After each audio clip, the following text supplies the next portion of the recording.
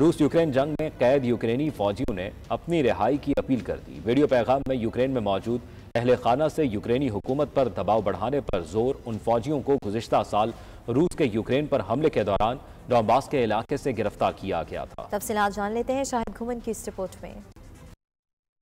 ڈونباس میں روس کے قید میں یوکرینی فوجیوں نے اپنے عزیز و اقارب سے ویڈیو پیغام میں اپیل کی ہے کہ وہ یوکرینی حکام پر زور دیں کہ روس کے ساتھ قیدیوں کے تبادلے میں ان کو بھی شامل کریں۔ روس کے قید میں 33 یوکرینی جنگی قیدیوں کا کہنا ہے کہ وہ اپریل 2022 سے قید ہیں اور وہ ماریوپول میں لڑائی کے دوران پکڑے گئے تھے۔ قیدی فوجیوں کا کہنا ہے کہ روسی فوج ان کے ساتھ Служу в вооруженных силах Украины с 2018 года. В марте и апреле месяца принимал участие в боях в районе города Мариуполь, где попал в плен. В плену нахожусь с 14 апреля по сегодняшний день.